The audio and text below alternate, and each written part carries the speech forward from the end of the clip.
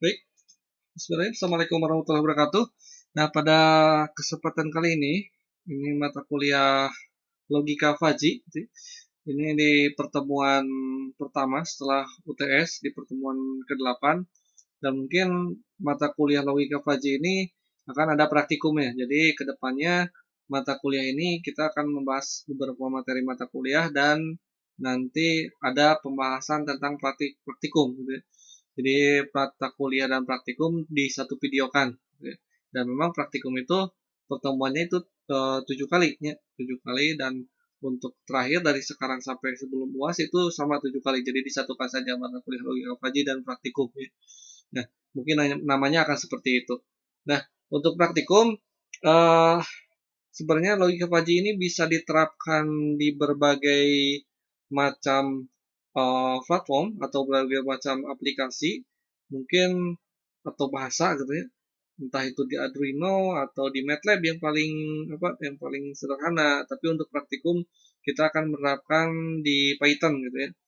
Nah, nanti ya kalau untuk sekarang tugas untuk praktikumnya itu instalasi Python-nya. Nanti saya akan kirim japri untuk modul praktikumnya dan tata cara instalasi untuk persiapan praktikum minggu depan, ya, tugasnya gitu ya.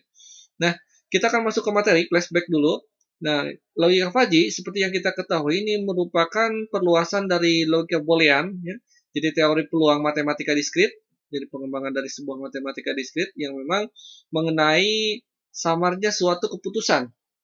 Jadi kalau ada di matematika diskrit itu ada iya dan tidak.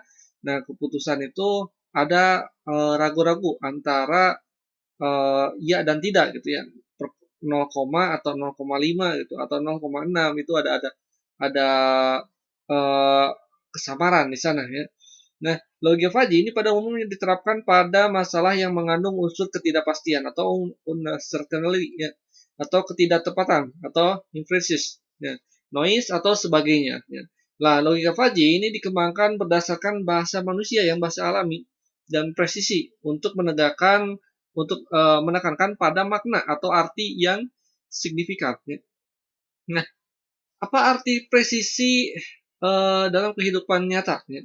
Jadi contohnya ketika kita uh, akan berdiri dan tiba-tiba di atas kita akan jatuh sebuah uh, benda berat ya, terbuat dari besi. Nah, teman kita itu akan memberikan peringatan, ada yang memberikan peringatan awas benda jatuh gitu ya dengan berat 1500 kg ya, dan kecepatan ke kepala Anda menghantam kepala Anda itu sekitar 4,3 milisecond ya. Nah, itu presisi, jelas ya, jelas kecepatan berapa, terus berat bendanya berapa. Nah, itu dan di mana akan jatuhnya itu jelas ya. Nah, berbeda lagi dengan signifikan. Nah, signifikan teman kita akan memberikan peringatan awas ya. Cuman awas di sana gitu ya. Cuman seperti itu saja ya. Jadi tidak memberikan eh, rincian detailnya apa awas itu gitu ya. Nah, itu dari kehidupan nyata. Nah, contoh lain ini masalah yang mengandung ketidakpastian. Ini contohnya seorang yang dikatakan tinggi. Ini badannya yaitu sekitar 1,7 cm ya. Ya, 1,7 meter atau 170 cm. Nah, bagaimana dengan orang yang punya tinggi badan 16999? Nah, itu bisa dikategorikan apa? Apakah pendek atau tinggi gitu ya. Nah, atau mungkin juga 1,65 apa termasuk golongan apa gitu ya. Jadi kalau menurut persepsi manusia itu memang ada ya. Jadi orang yang punya tinggi sekitar 107 meter itu dikatakan apa? Dia katakan tinggi, tapi kurang dari itu maka kurang lebih tinggi ya. Jadi atau bisa disebut itu agak tinggi gitu. Meskipun kurang 0,001 gitu ya sentimeter. Nah, itu bisa disebut dengan agak tinggi karena belum memasuki atau mengepaskan ke 1,7 meter. Ya. Nah, terus ada lagi, contohnya kecepatan. Nah, kecepatan itu ada pelan, ada cepat. Nah, didefinisikan yang dinamakan uh, 20 km per jam ya, itu disebut pelan. Jadi kalau di dalam kecepatan lalu lintas kendarai 20 km per jam, itu ada rambu lalu lintasnya seperti itu. Maka itu bisa dikategorikan pelan. Lalu bagaimana dengan kecepatan kalau seandainya diukur dengan mesin kecepatan itu sekitar 20,0001 km per jam. Nah, itu apakah bisa dikategorikan pelan atau cepat? Ya. Nah, kalau seandainya meskipun ada 0,001, maka kalau dalam bahasa manusia ya, itu bisa disebut sebagai agak pelan meskipun tidak masuk ke dalam kategori pelan gitu ya, karena ada perbedaan itu gitu ya. Jadi ketidakpastian ini dalam kasus-kasus tersebut itu disebabkan oleh samarnya ya, atau pengertian agak atau kurang lebih atau sedikit ya, dan sebagainya. Jadi tidak pasti ya, tidak pasti di sana. Nah, ada beberapa alasan digunakan logika fuzzy gitu ya. Yang pertama, logika fuzzy itu mudah dimengerti oleh konsep matematis ya, mendasari penerapan fuzzy manusia sederhana dan mudah dimengerti. Jadi yang namanya komputer kalau disebut salah-salah, kalau benar-benar beda dengan manusia itu banyak pertimbangan gitu ya. Jadi kalau di dalam ketika mengetik, kalau error menurut komputer, kalau salah-salah gitu ya. Kalau menurut manusia mungkin ada suatu kebijaksanaan, ada suatu pengertian, oh mungkin salah ketik, typo atau apa gitu ya. Dan itu yang memang bagaimana cara logika fuzzy itu mengerti bahasa manusia gitu atau apa pemikiran seorang manusia. Nah, terus logika fuzzy itu sangat fleksibel. Logika fuzzy itu memiliki toleransi terhadap data-data yang tidak tepat. Ya. Terus logika fuzzy juga mampu memodelkan fungsi non-linear yang sangat kompleks. Ya. Terus logika fuzzy juga mengaplikasikan pengalaman-pengalaman peneliti secara langsung tanpa harus melalui proses pelatihan itu ya. Dan yang terakhir itu logika fuzzy ini dapat bekerja sama dengan teknik-teknik kendali secara konvensional. Nanti kita akan membahas bagaimana contoh penerapan logika fuzzy dalam kehidupan sehari-hari gitu ya. Nah, terus contoh-contoh penerapan nanti kita akan perhitungannya pakai dua metodologi gitu ya. Nah, ini contoh seperti riset operasi, sosiologi, psikologi gitu ya, kesehatan, teknologi, statistika itu erat kaitannya dengan logika fuzzy dan bisa diterapkan dalam hal-hal itu gitu ya. Contohnya dalam sosiologi itu pemodelan informasi yang tidak pasti atau analisis kriminologi gitu ya. Terus kalau dalam teknologi ada perancangan jaringan komputer dan sebagainya ya. Nah, terus ada himpunan CRISP atau himpunan tegas. Nah, himpunan tegas ini merupakan himpunan penentu kepastian suatu objek. Jadi berdasarkan pada himpunan didefinisikan sebelumnya ya, Jadi himpunan CRISP ini bernilai 2 ya. Jadi ada nilai 1 dan nilai 0 ya.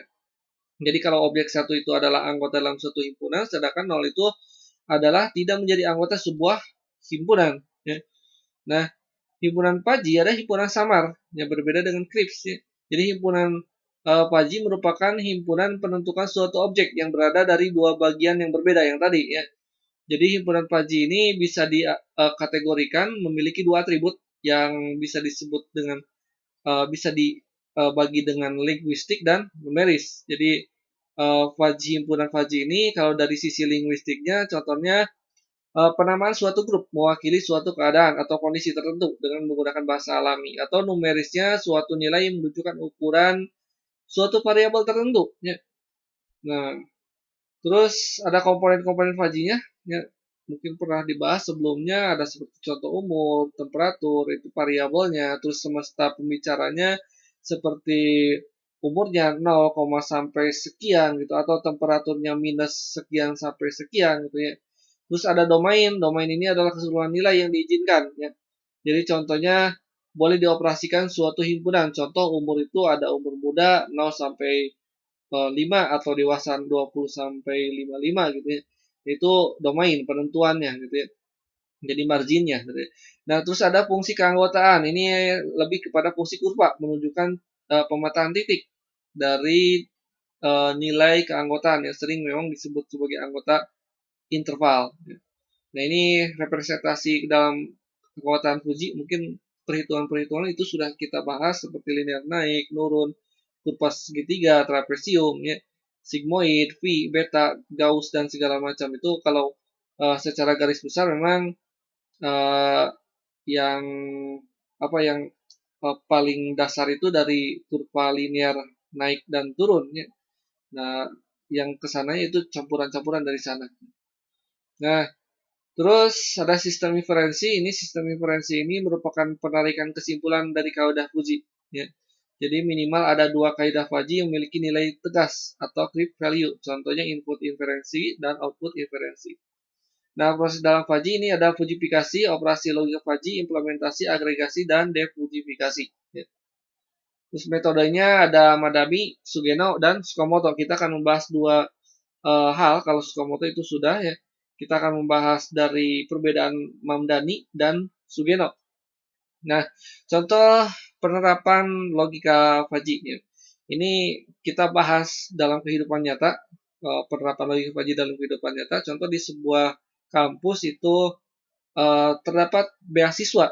Nah, beasiswa itu diperuntukkan untuk mahasiswa yang kurang mampu dan mahasiswa yang IPK-nya bagus. Jadi syarat-syarat kurang mampu dan IPK-nya bagus itu masuk ke dalam mahasiswa yang memang harus dapat beasiswa. Dan kebetulan beasiswa itu cuma untuk satu orang. Nah, dicontohkan ini ada dua mahasiswa yang mendaftar untuk mendapatkan beasiswa tersebut. Jadi ada mahasiswa si A dengan IPK 3,00 dan gaji orang tuanya itu adalah 10 juta per bulan. Sedangkan mahasiswa B IPK-nya itu lebih kecil, yaitu 2,99. Sedangkan gaji orang tuanya itu 1 juta. Nah, kira-kira dalam perhitungan Fuzzy, mahasiswa manakah yang memang berhak mendapatkan beasiswa tersebut? Yang pertama, kita akan tentukan untuk IPK-nya. Jadi IPK itu sama dari 1 dan 0 itu dari semestanya.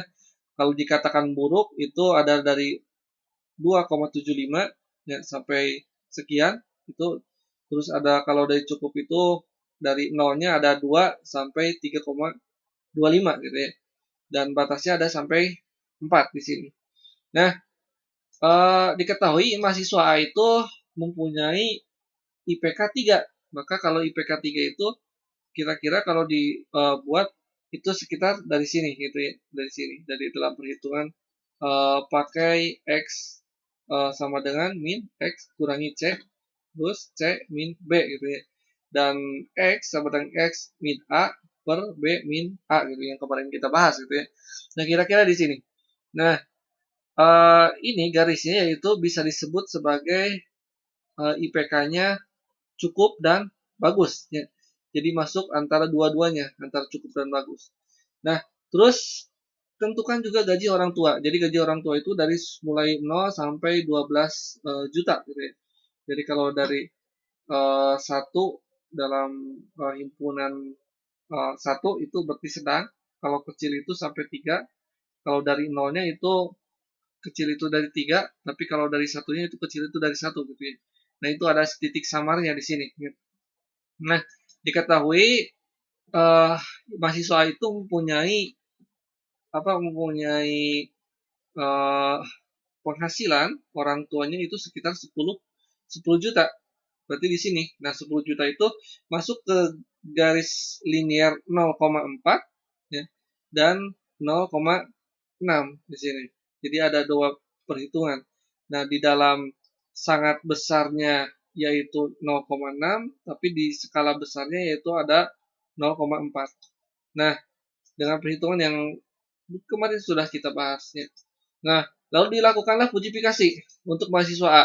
Maka di IPK-nya 3, gaji orang tuanya 10 juta, maka untuk IPK-nya yang kategori yang tadi ada di 0,5 dan 0,5, berarti masuk ke cukup dan bagus. Kalau seandainya di gaji orang tuanya itu 10 dari kategori 0,4 dan 0,6, yaitu besar dan sangat besar. Nah, jadi lalu tentukan fungsi anggota nilai kelayakan. Nah, ini nilai kelayakan ini skalanya 0 sampai 100, contohnya seperti ini. Di tengah-tengah berarti ada tinggi, kalau rendahnya itu sekitar 80. Kita tentukan saja di sana. Nah, terus aturan Fuzzy-nya juga buat sendiri, lihat. Jadi buat sendiri logika dari Fuzzy-nya itu untuk nilai kelayakannya. Contohnya kalau gajinya kecil, gaji orang tuanya kecil, terus IPK-nya buruk, ya, maka itu akan sulit sekali, rendah sekali akan mendapatkan beasiswa. Kemungkinan kecil atau mungkin tidak mendapat beasiswa. Atau IPK-nya buruk tapi sedang, ya, sedang gajinya sedang, tetap rendah. Ya. Terus gajinya besar juga rendah gitu. Atau uh, gajinya sangat besar apalagi gitu ya, udah gajinya besar, IPK-nya kurang bagus, ya pasti sangat rendah. Ya. Nah, di sini apa IPK itu menentukan. Jadi kalau IPK-nya kurang bagus, maka otomatis itu tidak memenuhi syarat di sini. Jadi rendah semua. Nah, terus ada IPK-nya cukup. IPK-nya cukup, tapi gajinya kecil. Nah, bisa dikategorikan itu tinggi. Kemungkinan dapat beasiswa itu tinggi. Tapi kalau IPK-nya cukup, tapi gajinya sedang, mungkin rendah. Ya, rendah. Terus kalau gajinya besar apalagi akan rendah. Terus gajinya sangat besar pasti rendah. Ya. Jadi kalau di sini dilihat kalau gajinya sangat besar, itu tidak mungkin akan dapat beasiswa. Gitu ya. Jadi meskipun IPK-nya bagus sekalipun, itu tidak akan dapat beasiswa. Nah, terus kalau IPK-nya bagus, ya, dan gajinya kecil, itu kemungkinan akan tinggi, ya, akan tinggi mendapatkan beasiswa. Kalau sedang, ya, gajinya juga tinggi. Kalau besar, itu tetap tinggi. Kecuali sangat besar, ya, meskipun IPK-nya bagus, kalau sangat besar itu tidak akan dapat beasiswa. Jadi yang dapat beasiswa itu yang ini. Jadi ada 4 kategori gitu ya. Nah, maka kalau dibuat sebuah logika kecerdasan pakai if then ya. Nah, ini ada buruk terus dan gajinya kecil maka rendah gitu. Yang tadi disebutkan kalau yang tinggi itu kalau IPK-nya cukup, gajinya kecil itu tinggi. Terus yang IPK-nya bagus, gajinya kecil juga tinggi. IPK-nya bagus, gajinya sedang juga tinggi. IPK-nya bagus, gajinya besar, tinggi. Tapi kalau IPK bagus, gajinya sangat besar itu rendah. Nah, maka inferensi dalam model Mamdani pakai clipping dan scaling, gitu ya. Jadi clipping dan scaling ini digunakan ada 10 sampai 50 di sini. Jadi ditentukan. Ya. Nah, lalu scalingnya di sini sama pakai aturan yang tadi. Ya. IPK-nya yang masuknya ke cukup dan besar, rendah. Ya. Terus ada cukup dan sangat besar ya. Jadi di dalam IPK ada rendah, terus bagus dan besar itu tinggi ya, nilai nilai kumulatifnya, terus ada bagus dan sangat besar itu rendah. Nah, maka ketika kita tentukan apakah mahasiswa itu berhak mendapatkan beasiswa atau tidak, maka dilihat dari hasil yang tadi. Ya. Jadi IPK-nya 3, gaji orang tuanya 10 juta, maka IPK-nya cukup bagus ya. Dari IPK itu ada dua garis, dua kategori atau dua jenis yang bersinggungan, yaitu garis cukup dan garis bagus di 0,5. Sedangkan orang tuanya ada di garis orang tuanya di 0,4 itu adalah besar. Kalau untuk sangat besarnya itu 0,6. Ya. Maka buat konjungsi dan diskonjungsi. Ya. Jadi IPK-nya cukup 0,5 yang tadi, terus IPK juga cukup 0,5, terus gajinya sangat besar, jadi ada kita campurkan, terus gajinya sangat besar, 10, nilai kumulatifnya sama dengan rendah, ya, rendah 0,4. Terus ada 0,6 dan 0,6, ya, 0,5 dengan 0,6, ya, 10 ini rendah, ya. Terus ada bagus di sini 0,5, terus di sini 0,4. Jadi dilihat dari yang tabel yang tadi ini tinggi, terus IPK-nya bagus, gajinya sangat besar. Ya. Jadi yang tadi disebutkan di dalam tabel yang tadi itu, meskipun IPK-nya bagus, tapi kalau gajinya sangat besar, ya, maka itu akan rendah, ya, akan rendah. Nah, maka nilai rendahnya 0,5, nilai tingginya itu 0,4, dilihat gitu ya. Nah, bisa dilihat di sini. Nah, lalu dibuat nilai kelayakan. Nilai kelayakan yang tadi batas dari nilai tinggi dan nilai 0,4 ya. Nah, nilai tingginya yang di sini batasannya, gravitinya, terus nilai 0,04 yang di sini ya. Nah, lalu diarsir. Nah, dua arsir ini nanti digabungkan. Digabungkan akan seperti ini. Nah, setelah diarsir, digabungkan, maka skalanya itu dikasih 1, 2, sampai 100 terus ya. Terus ada gravity center. Gravity center maksudnya ini adalah tengah-tengah. Tengah-tengah antara 100 dan 0, yaitu 50 ya. Maka tinggal dimasuk-masukkan saja. Ya, di 0,5 yaitu ada 10, ada 20, ada 30, ada 50.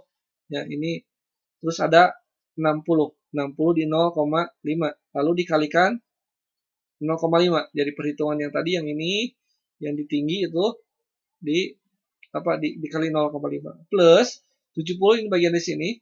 70, 80 sampai 100 dikali 0,4. 0,4 dari mana? Dari sini ya.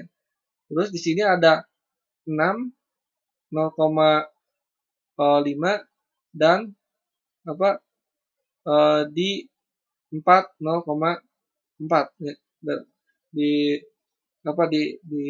jumlahnya maksudnya ada 1, 2, 3, 4, 5, 6 di sini 6 ya, ada maksud 6 di sini ada 4, 1, 2, 3, 4 ya, ada 4 di 0,4, ini di 0,5.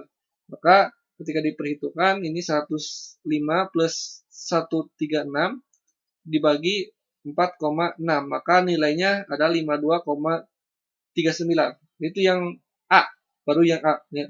Nah, lalu kita mulai perhitungan yang B. Ya, menurut Mamdani masih. Nah, berarti kalau yang B itu kan ditentukan tadi itu IPK-nya itu 2,9, gajinya 1 juta. Ya. Nah, maka kalau ditentukan IPK 2,9, 2,9 itu ada di irisan di sekitar di bagian cukupnya itu 0,52 dan rendahnya ya, atau bagusnya di garis bagus ini. Garis bagusnya itu 0,48 ya. Terus gaji orang tua itu cuma 1 juta. Nah, gaji orang tua 1 juta maka dikategorikan itu masuk ke sedang ya dan ke kecil di sini ya. Nah, maka ada diskonjungsi dan konjungsi yang tadi sama ya. Ada cukup, gajinya cukup di 0 dan 0,2, gajinya kecil ya, ini sesuai tabel yang sebelumnya yang tadi, maka ini kategorikan tinggi. Jadi kemungkinan tinggi dapat beasiswa. Terus IPK-nya cukup, gajinya sedang, maka ini rendah. Terus IPK-nya besar, gajinya kecil, ini akan tinggi. IPK-nya besar, gajinya sedang, maka akan tinggi. Maka ini dari mana? Nolnya ini dari rendah, tingginya dari 0,5 ya, 0,52. Dari mana? Dari sini ya, 0 di sini di garis paling bawah. Jadi karena gaji 1 juta pas, kalau contoh gajinya 2 juta mungkin bukan 0 ya, tapi ada di 0,5 di sini ya. Jadi yang terendah, titik terendah itu 0 dan ini ada 1. Nah, maka ketika diarsir ini gravity centernya itu sekitar dari 50 ke 80, maka gravity centernya di tengah-tengah ya. Tengah-tengah sekitar 65 ya. 65. Maka ketika diperhitungkan 60 1 terus per 3 terus 61 per maksud di sini 1 per 2 terus plus 80 per sampai 5,52 gitu ya. 0,52. Terus di sininya ada 1 per 3, dari 1 per 3 plus 1 per 2 plus 0,52 dari sini ya. Ini dari sini juga sama ya, dari sini. Nah, maka dihasilkan itu sekitar 69,66 ya. Maka keputusan ini diperolehnya dari model Mamdani ini mahasiswa dengan IPK 2,99 gaji orang tua yang 1 juta ini memperoleh nilai kelayakan di NK-nya 69,66. Jadi lebih besar nilai kelayakan mendapatkan beasiswa dibanding yang nilai mahasiswa A dengan nilai kelayakan 52,49. Jadi meskipun mahasiswa A itu lebih pintar, tapi gaji orang tuanya lebih besar, maka yang dapat nilai beasiswa itu adalah mahasiswa B gitu. Jadi yang layak itu mahasiswa B. Nah itu contoh penerapan di Mamdani. Nah sekarang model Sugeno. Nah ini model Sugeno bagaimana menggunakan sistem kontrol dalam respon cepat. Jadi proses perhitungannya membutuhkan relatif cepat sehingga sangat sesuai dengan sistem kontrolnya. Nah, kasusnya juga sama, ya. Jadi mahasiswa A dengan IPK 3 dengan gaji orang tua 10 juta, B itu dengan IPK 2,99 dengan gaji orang tua 1 juta, maka ini nanti ada penentuannya, ada krips inputnya, fajifikasi, inference, sampai defajifikasi. Nah, bagaimana cara penentuannya? Contoh yang tadi masih disesuaikan dengan dengan tabel yang sebelumnya, ya. Jadi ini ada cukup, ada gaji sampai dengan rendah, ya. Jadi memasukkannya, nah di sini jadi misalnya fajifikasi untuk yang ini Sugeno gitu ya. Ini sama persis dengan model Mamdani. Jadi kita tidak usah menghitung ulang gitu ya. Jadi sudah langsung terapkan saja yang Mamdani yang tadi perhitungannya. Jadi misalkan rule yang digunakan juga sama persis dengan Mamdani. Maka kita tinggal masukkan saja ya tabel yang rule yang tadi sama saja. Ya. Jadi maka rendahnya itu di 0,5 dan tingginya di 0,4. Ya. Jadi bedanya itu seperti ini, rendahnya di 50, tingginya di 80. Nah, maka di 0,5 ini rendahnya 50 seperti ini, tingginya di 0,4 di 80, maka akan seperti ini ya. Nah, sama tinggal diarsir. Nah, tinggal diarsir berarti ada 0,5, ada 0,4, ada 50, ada 80 ya. Jadi 0,5 di tinggi per 50 plus 0,4 80. Jadi ini cuma satu juga, 0,5 plus 0,4 sama dengan 63,33. Nah, itu di mahasiswa A. Nah, bagaimana mahasiswa B? Sama perhitungannya, ya, perhitungan yang ini aturannya sesuai dengan acuan tabel yang tadi.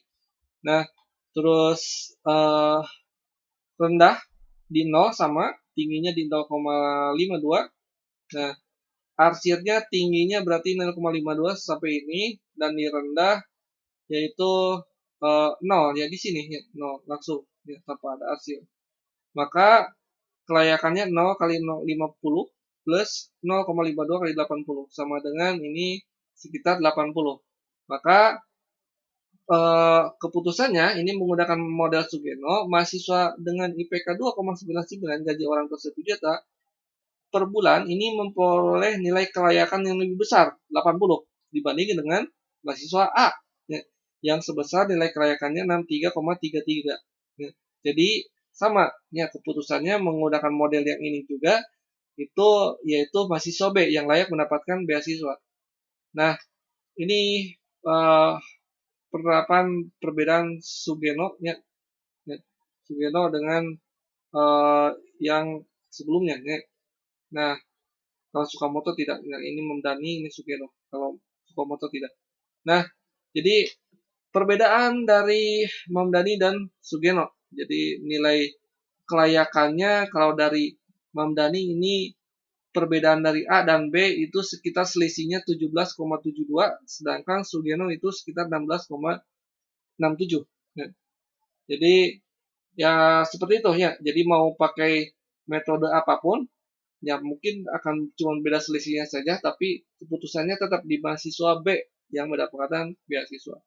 Nah, seperti itu ya. Kalau kesininya ini di slideshow yang ini contoh penerapan dalam aplikasi MATLAB ya. Jadi ini lebih mudah sebenarnya. Jadi kalau seandainya Anda untuk tugas akhir membuat sebuah algoritma menggunakan logika fuzzy juga bisa ya.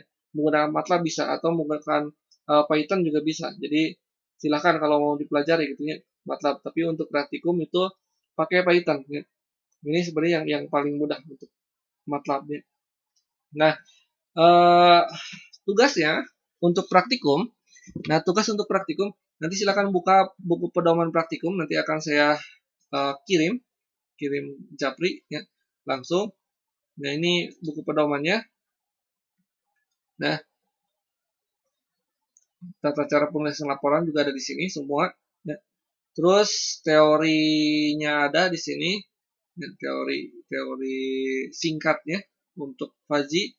Nah, yang untuk tugas sekarang instalasi Python-nya ya.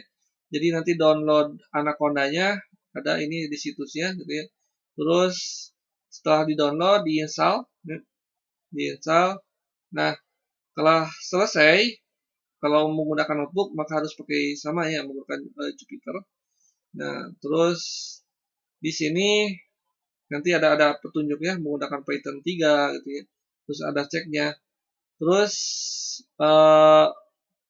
nah, menggunakan Spider. Nah, terus ada instalasi yang lain pakai Escape Faji. Ya, ini diinstal, ya, diinstal secara online sih onlinenya. Jadi langsung kita memberikan perintah, nanti akan masuk ya. Dan ini untuk praktikum, ya, untuk praktikum kita untuk praktikum di minggu depan. Jadi silahkan dipraktikkan dan hasil-hasil praktek yang diterapkan per pertemuan nanti dibuat sebuah laporan praktikum. Nah, baik itu saja. Terima kasih atas perhatiannya. Saya tutup. Wabillahi taufiq wal hidayah. Assalamualaikum warahmatullahi wabarakatuh.